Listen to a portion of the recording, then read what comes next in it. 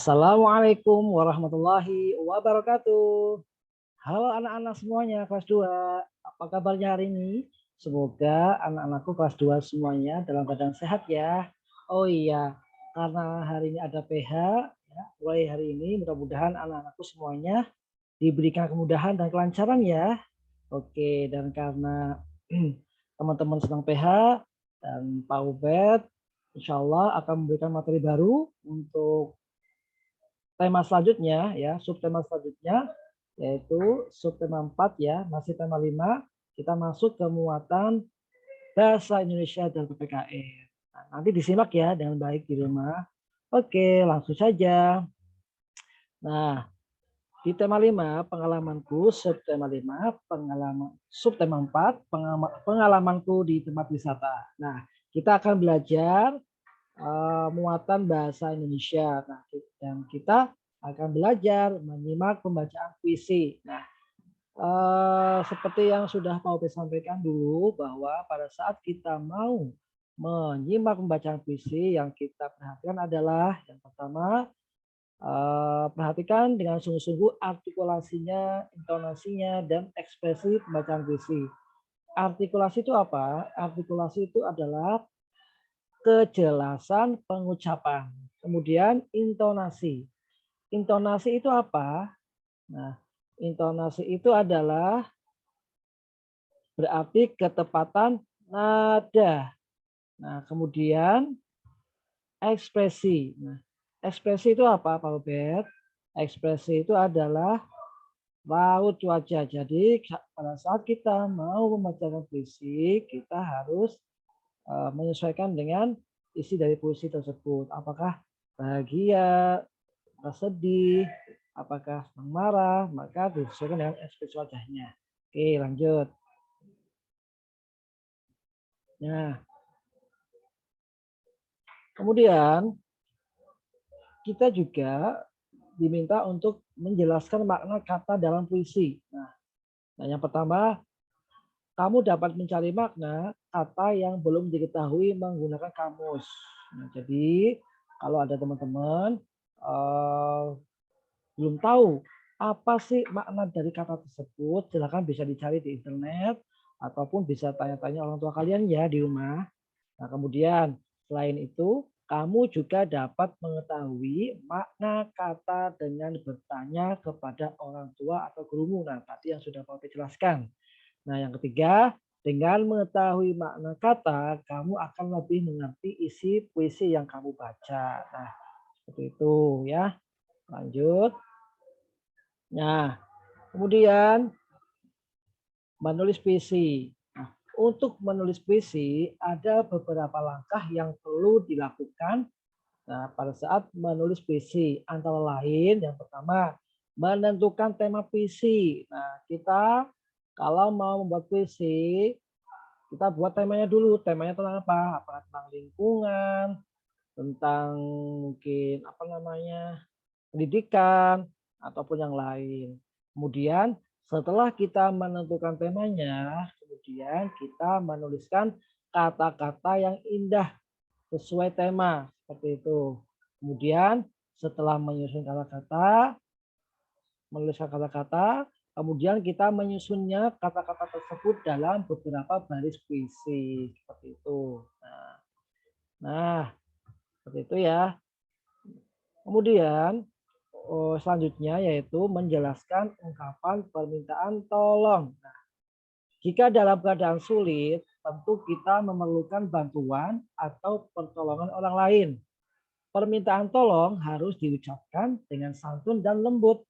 Jika meminta tolong dengan santun dan lembut, orang yang dimintai bantuan akan bersedia membantu kita. Nah, jadi anak-anak, pada saat teman-teman atau anak itu semuanya mau minta tolong ke teman yang lain, maka minta tolonglah dengan bahasa yang santun dan lembut. Kemudian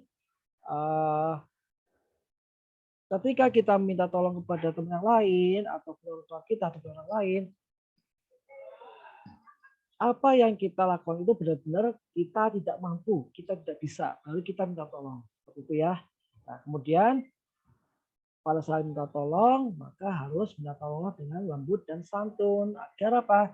Yang dimintai tolong mau membantu kita, bersedia membantu kita seperti itu ya. Nah, selanjutnya, nah, menceritakan ungkapan permintaan tolong.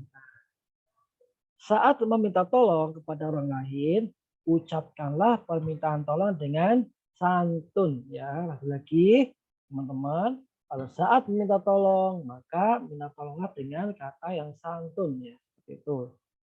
Kemudian tujuannya apa? Tujuannya yaitu agar orang yang dimintai tolong mau membantu kita dengan senang hati. Kalau kita meminta tolong dengan marah-marah, dengan memaksa, maka orang yang dimintai tolong akan apa? Membantu kita dengan terpaksa, dengan apa namanya? Dengan muka yang tidak baik seperti itu. Jadi kalau meminta bantuan ke orang lain, maka mintalah dengan baik dan santun. Oke, baik. Selanjutnya, nah untuk membuat percakapan berisi ungkapan minta tolong adalah, ayo pertama kita membuat teks percakapan tentang ungkapan permintaan tolong. Kemudian saat mengucapkan permintaan tolong, sebaiknya gunakan kata tolong. Namanya minta tolong, berarti kita harus gunakan kata tolong ya, tolong itu. Nah, kalau permintaan maaf, berarti kata yang harus digunakan kata maaf karena di sini adalah ungkapan permintaan tolong, berarti kata yang harus kita gunakan adalah kata tolong seperti itu. Ingat, permintaan tolong harus diucapkan dengan santun dan lembut. Oke, dengan santun dan lembut. Contohnya, Pak Ubed mau meminta tolong kepada guru yang lain. Seperti ini. Pak Hasan, bolehkah saya minta tolong untuk diambilkan snack di ruang guru? Nah, oh iya Pak Ubed, siap, insya Allah saya ambilkan. Nah, jadi pada saat kita meminta tolong, sekali lagi Pak Ubed tekankan harus dengan bahasa yang santun dan sopan dan lembut seperti itu. Oke, lanjut ya. Nah, untuk muatan bahasa Indonesia ada pertanyaan. Kalau tidak ada pertanyaan, nah kita lanjut ya. Lanjut ke materi selanjutnya yaitu materi PPKN. Nah, itu.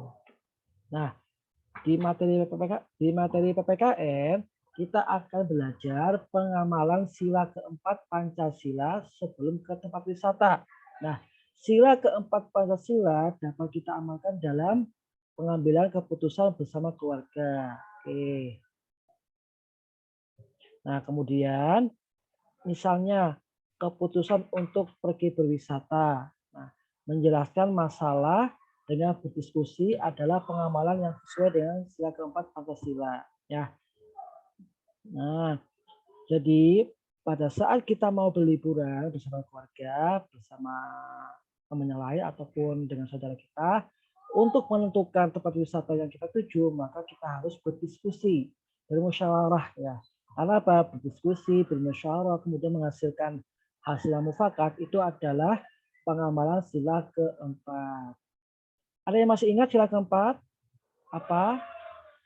Kerakyatan yang dipimpin oleh hikmat kebijaksanaan dalam permusyawaratan perwakilan. Jadi segala bentuk apapun ketika kita mau bepergian ataupun mau menentukan tujuan ataupun mau menentukan hal yang lain, maka harus dilakukan dengan musyawarah agar musyawarah yang kita lakukan disepakati bersama dan disetujui bersama seperti itu. Nah, contohnya misalkan Pak Opet bersama keluarga mau pergi ke Bandung mau berwisata. Kemudian kita bermusyawarah bersama keluarga Pak Opet. Nah, barangkali ada keluarga Pak Opet yang nggak mau pergi ke Bandung. Nah, kita musyawarahkan, nah, kita jelaskan. Nah, setelah kita ketemu, mufakat, ketemu dan semuanya setuju, maka kita sama-sama pergi ke Bandung dengan senang hati, tidak ada yang grundel karena sudah dilakukan dengan musyawarah seperti itu ya. Oke.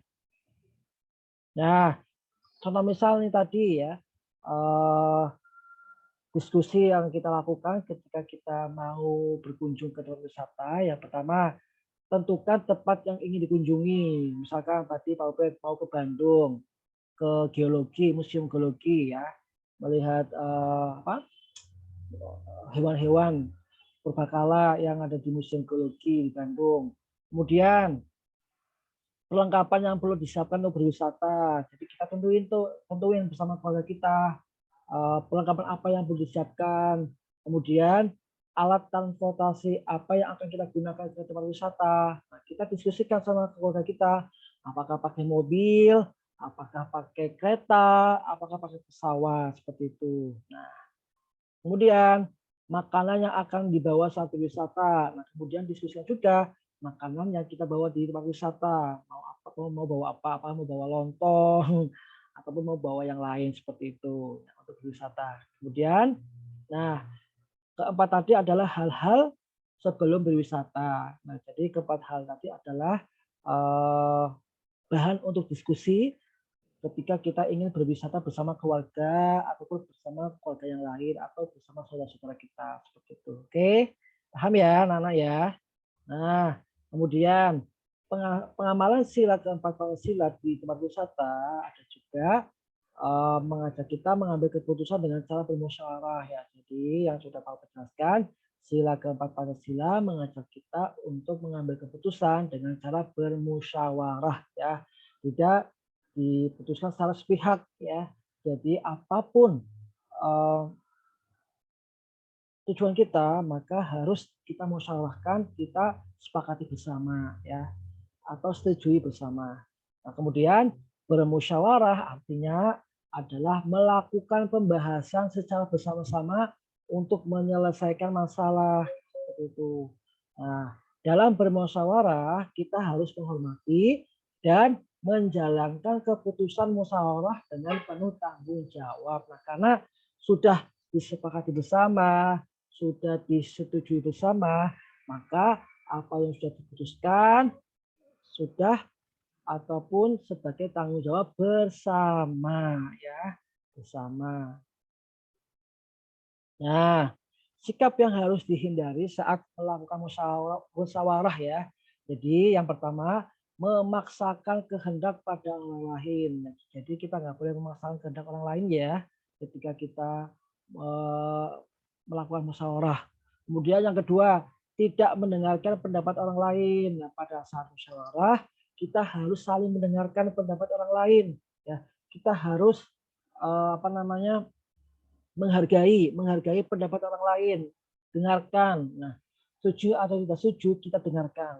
Nah, kemudian yang ketiga, tidak boleh memotong perkataan orang lain yang sedang memberikan pendapat. Nah, pada saat orang lain memberikan pendapat, kita tidak boleh memotongnya ya. Kita tidak boleh menyela ya. Seperti itu ya. Itu namanya nggak sopan, tidak sopan seperti itu. Jadi pada saat kita bermusyawarah, kita harus menghindari ketiga hal berikut ya. Yang pertama, memaksakan kehendak orang lain. Yang kedua, tidak mendengarkan pendapat orang lain. Yang ketiga, memotong perkataan orang lain yang sedang berpendapat. Nah, itu tidak boleh. Oke. Jadi pada saat bermusyawarah, yang pertama kita harus mendengarkan orang lain berpendapat, kemudian tidak memotongnya, ya. Kemudian kita tidak boleh memaksakan kehendak orang lain. Seperti itu. Oke, Nana. Nah, kemudian nilai-nilai yang terkandung dalam sila kelima Pancasila. Oke, kita lanjut ya. Yang kelima. Nah, suka bekerja keras. Tadi sila keempat ya. Selanjutnya kita ke sila kelima. Ya, sila kelima. Nah, sila kelima yaitu adalah nilai-nilai yang terkandung dalam nilai yang terkandung dalam sila kelima Pancasila. Yang pertama adalah suka bekerja keras, ya, suka bekerja keras. Yang kedua, hidup secara hemat. Yang ketiga, menghargai orang lain. Kemudian yang keempat, mengembangkan sikap adil terhadap sesama. Yang kelima, melaksanakan hak dan kewajiban dengan seimbang. Nah, itu adalah pengamalan sila kelima Pancasila di tempat wisata. Kemudian selanjutnya adalah, nah, mengikuti aturan yang ada dan ikut mengantri saat berada di taman hiburan ataupun di tempat wisata yang lain ya. Itu adalah merupakan contoh pengamalan sila kelima Pancasila. Itu ya Nana ya. Oke, paham? Oke, ada pertanyaan?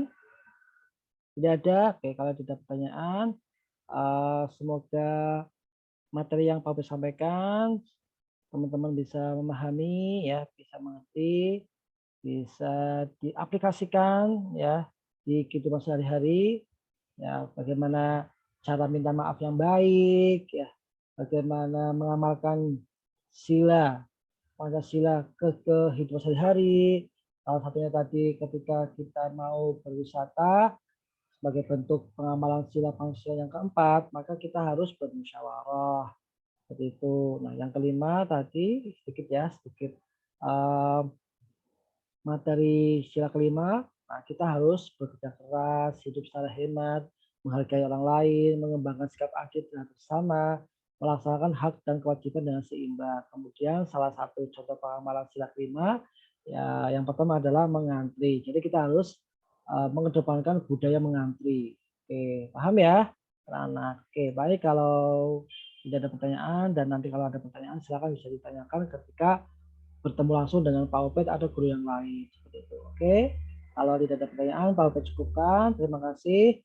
Pak Opet mohon maaf jika dalam penyampaian materi ada beberapa yang kurang pas ataupun yang kurang enak didengar. Pak Opet mohon maaf yang sebesar-besarnya. Sekian dari Pak Opet. Assalamualaikum warahmatullahi wabarakatuh.